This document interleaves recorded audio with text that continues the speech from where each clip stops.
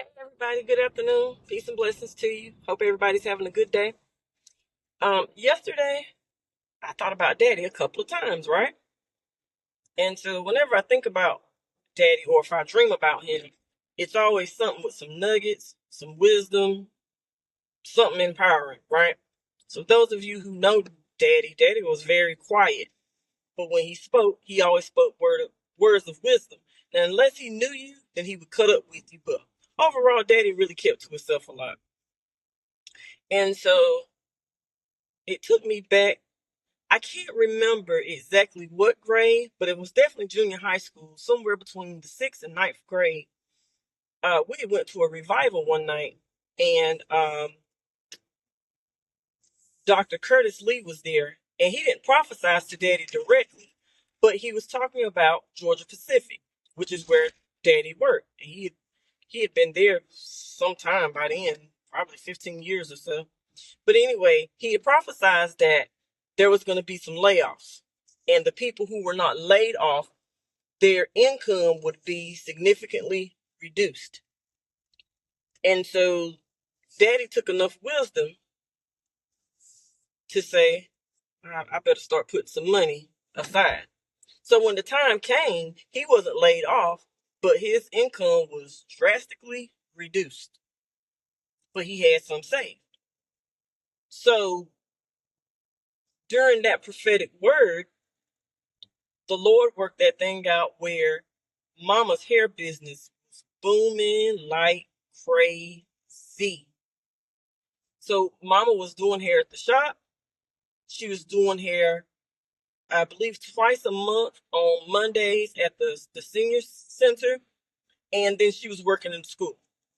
So Mama's income really, really increased. So she was putting money aside too. And so when the time came, I would say it was about 6 to 9 months that Daddy's income was drastically reduced.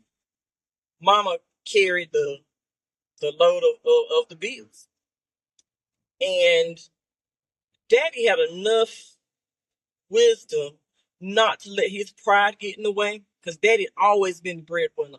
My mother never, ever, ever in her life bought a car. Never. Daddy always bought her a new car. And so, but he still didn't let his pride get in the way. So when his income was reduced, Daddy still worked at the service station part time with Mr. Tony Grady, Mr. Larry Carnegie, and a couple others. And then the Lord increased his um, entrepreneur skills. So he was doing like barbecue turkeys, uh, barbecue pork, lawn cuts, whatever. Daddy was very handy. He was really good with his hands. So he was still doing little things on the side to generate money to come into the household. When I really knew about tithing and what it really meant, I would say I was about 12 to 13 years old. But when Daddy's income was reduced, he still made sure every Thursday when he got paid, he would give me a pencil and an envelope. He'd say, write my stuff out for me. So write down whatever bills he had. But actually, no, he would say, write my tithe first. Write it down. Then he'd say, this needs to be paid. This needs to be, because this is important. So write that out. All right.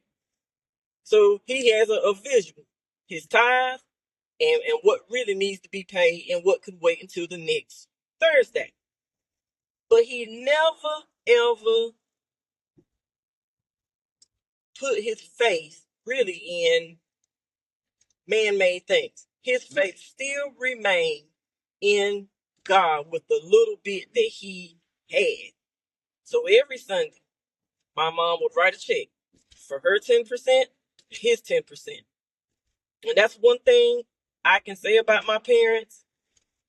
From the time I really can remember, I don't ever remember my parents not paying tithes. Um, I would say about the time I was somewhere between 10 and 12 years old. At first, Daddy, he knew what it meant, but growing up, we weren't really taught to pay tithes. But it was Pastor Tyrone Turner came and changed Daddy's whole mindset. He had Daddy very active in the church. Daddy started ushering. Um, he became very engaged with the men's group, with the cooking group, all kinds of stuff. And before, Daddy would just go to church. He was quiet or whatever. But Pastor Turner is just the one that really schooled Mama and Daddy both on what tithing really, really meant. And so that's just my word of encouragement. It is a lot going on. I got some stuff going on right now, but I can't speak on it. But God has already uh intervened, and through his intervention or intervening, he has placed me where I've been for 20 years now. So he's created some more opportunities there. And to be honest, that is the place that I have always truly thrived. So I just encourage you all to stay connected, stay rooted to your faith in God. That's the only thing that's going to get us through. We cannot depend on man's economy. You better put your faith in the kingdom's economy, because that's the only thing that's still sustainable. Yep. God's economy, the kingdom's economy, multiplies. Yep. You got to put in. When you put in, it multiplies. So keep your faith, keep your eyes, keep your focus and your faith in the Father. All right. Take care. Peace and blessings, y'all.